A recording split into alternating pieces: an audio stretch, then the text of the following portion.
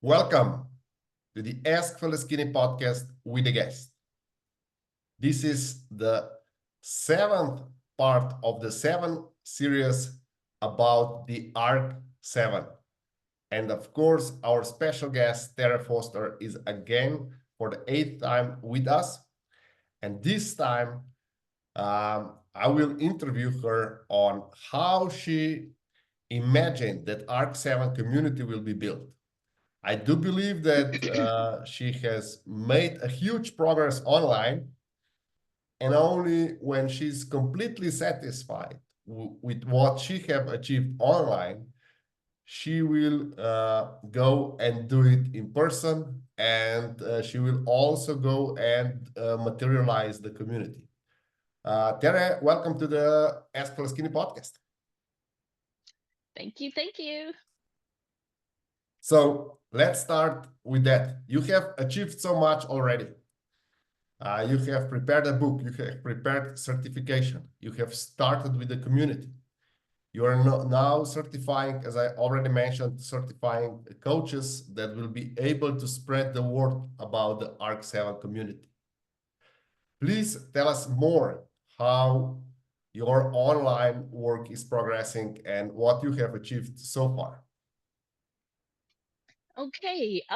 Well, we talked so many times in the past 7 episodes that certification, it's got to be, everyone needs to be certified.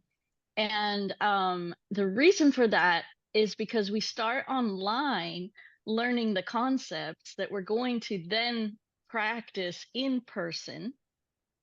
And practice, collaboration and getting along. And these things improve through struggle and time in person. And then finally building a building. Now, all three of these can be going on simultaneously. So it's not like you have to wait for one to start the next, but it is three distinct phases. We can say phases. So does that answer that question? Yeah, but I'm still curious about the details. So in Bible we can read how above, so below, and is that the same concept? But instead of above, you have an online, and below will be in person and online. Exactly right. So if we want something to work in person, we first have to really get it right online. So I want to start a prototype of a community of 50 online, and it could be from people anywhere in the world. But then when they want to do it in person, it's going to have to be 50 right from their same town. So the prototype will be, I think, really interesting because it'll be more like a think tank. And then when we decide to build, that think tank will decide where to build. Where is it going to be best advantageous for the world and for ARC7 to develop and for the people in that think tank. So when it all starts online, and having those forums, having those courses, and then the courses spark the conversations that are going to then solidify the plan that creates the building. Can you disclose a bit about your success in Africa and how many coaches are already certified and active at the moment?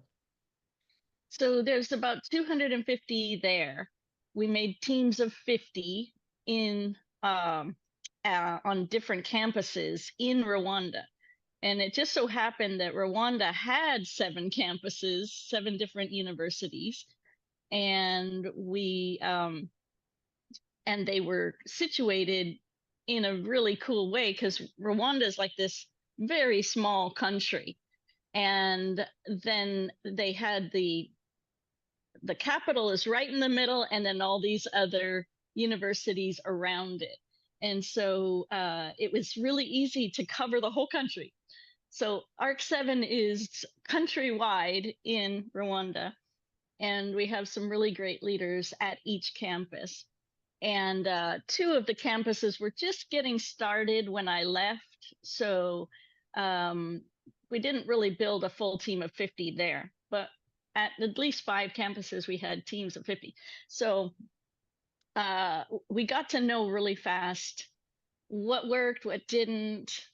I tried to get everybody, all of our strongest leaders, to come to one university, and it was just impossible because they were very connected in their local area and they didn't want to leave their families. And so I know that that's going to happen again, where if we do a prototype online and we try to get 50 leaders in this think tank, they're going to be in Germany or Florida or Rwanda, and they will not be able to just uproot and go to this prototype. So that was the challenge there, because I wanted to do a lot more in-person kinds of projects, which we did do some, but only with the one team where I was living. And then the other teams kind of felt neglected because I couldn't get there and be in the same level of presence in every location. So I gained experience from that I will only start one team of 50 with a prototype and really give it full attention so that we can so we can excuse me. So I will only start one team for the prototype and give it full attention, and then we'll be able to get it off the ground quicker, and we won't have other teams that are neglected like that. Okay. So we do need to set up some leaders who can be me, who can go and be able to lead a team, and I won't have to be present in every single location where someone is trying to build. So we really need to train those leaders and get them up and running first. Okay. So that's why I say it's online first, then in person. So if any of our listeners know for a village in the US that is abandoned and that could be taken over by a community, they should get in contact with you. Is that correct? Maybe it could be one way to do it, but I don't really see it that way. I see it more like just building any building, like building a hotel or like building a resort or building an apartment building. You just need a big chunk of land near a town, near somewhere wherever that leader lives. And you wouldn't want it too far from town. And it doesn't have to take over the whole town. You can be unique and operating, in your own little way in the middle of a town that doesn't operate that way. It's what we have now, right? We are ourselves operating in our own lives, much different than our leaders and our local communities are doing. But is ARC7 a possible solution for towns and abandoned villages? Is that one of possible solutions? So could that be something that could bring life back into abandoned communities? Well, I suppose so, but the people who already live there, if they're abandoned, are there a few still there? Yeah, usually. Okay, and they're going to be like invaded. Hi, we're going to take over your village. No, it just there are a lot of properties that are abandoned and that you could get for free. That is what I'm implying, and then you could start this experiment. That's interesting. I don't know. I kind of saw it under one roof, like a mall, like we talked about before. But we can do experiments in every direction. I don't see why we would need to limit anything, as long as there's people. If there's a strong leader in that location and an investor interested in that location, and you can find 50 leaders who want to be in that location, I don't really see any reason to limit anything beyond that. Okay, I'm Certified not leaders, talking about let's the put it limits. I'm that way. talking about ideas so that our listeners can get idea how they, if they would want to join your team and how they should do it in their town. What would be, because your ideas are general and are omni applicable. However, people that are the doers, they need a concrete idea and they need to understand. Okay, there's mall that can be attained for door. Let's get this mall and let's start building community. So, what's your recommendation for this? When let's assume that they will start certification online and they will be one of your 50 leaders, and then they will start building their own community of the 50 leaders. So what should these people be looking for in their community? Is that a land where they can plant something? Is there a land when they can have a cattle? What is the scenario that they should be looking for, or look, or where should they search for the opportunity? Ah, okay. So one really cool thing happened in Rwanda is that this person donated some land, and he had a house, a really nice house for Rwanda. It was like tile floors and running water and electricity, and so it was really awesome. We got to just jump right in and start working because we had places for the volunteers to stay, the leaders who had been certified. We had projects that we could start doing. That's when we did the chicken farm and the restaurant right in the house. So that was like super fast. Like you just started that day. But what I learned the hard way is that he did not donate it, like in the sense of here's the deed, it's now in ARC7. He just said, go use it. So we put so much effort and time and digging and money and did all this work. But when he was looking for more funding from me, he thought I was a millionaire, billionaire, trillionaire, I guess. He wanted me to give him money and I didn't have it. And so he pulled the land right out from under us before we were able to gain the funds that we were looking for, before it was even profitable. So it was just a big loss and heartache and frustration.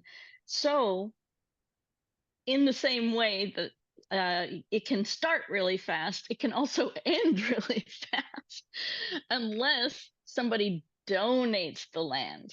If somebody has land or buildings and donates it and puts it in ARC7, in this case, it was ARC7 Rwanda, or ARC7 Negatare is the town where we were, or ARC7 Kigali.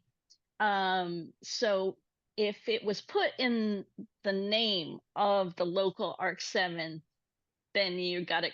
That's the greatest way to start, because you've got something where people could start a community garden today, and there's activities you can start to do immediately. So let's recoup before we wrap up. For everyone interested in ARC7 and ARC7 community building, they should first start and download your book. And then they should apply for certification. So, well, I set up something since I talked to you last, I wanted to tell you about, because I did listen to my recording and I kept saying everybody had to be certified as a guru. And then it started making me feel like, well, I wonder if some people would feel like that name is more than they want to have, a guru or even a leader. So then I was trying to make something a little bit more general so that everybody could jump in. So I separated the very first course and I embedded the book download in the very first course. And Okay. it's a deep assessment, like, of your 7 dimensions of holistic happiness. It really tells you where you're at, and I want everyone to take that assessment before they read the book, because the book is going to take that whole your happiness and launch it, and so we want to get a baseline before you read the book, and then perhaps come back every year and check that do that assessment again. But so that's the idea, is that first course is 1A, and then we have 1B, 1C, 1D, like that. And so 1A now is the course with the book, and we just separated that out. So everybody can take that and they're going to love it. There's some really good things in that course about energy and exchanging energy and elevating your energy. And so that really is a very general way to get involved. You can read the book and then know if you want to take the Guru certification. And then the Guru certification is just about relationships. So we've got sustainable relationships, reshaping relationships, and then the certification itself. So that phase is all online. Okay. And we're just working with families, working with relationships, working with people for sustainable relationships. That's it. So I think the general population will love that. And even if they don't get involved in arcologies. And then we have 2A, 2B, 2C, 2D. And those are all about that tribal in-person projects and finding your role and getting deeply involved in your community, building your own community your own way. And then finally, 3A, 3B, 3C, 3D is all about arcologies only, building a board of directors, starting a co-op and a business incubator so that they can start generating income long before you build the arcology, and then building, actually planning and building and designing the arcology. So that would be for architects, engineers, investors, landscapers, permaculture, whatever, whoever is really interested in the physical building and planning that. So that's the third level. So we got level 1 is relationships, level 2 is the local tribe, and level 3 is building the arcology. So 3 phases. Okay. Thank you very much. I will include all the links in the description below, and really looking forward to interview you in due time when there is a progress made, so that our listeners can follow the progress of ARC7. And of course, I encourage everyone that has listened to the end, that gets in touch with you, downloads the book, and starts working on a better tomorrow. Yes, yes. All right, that's awesome. Thank you so much.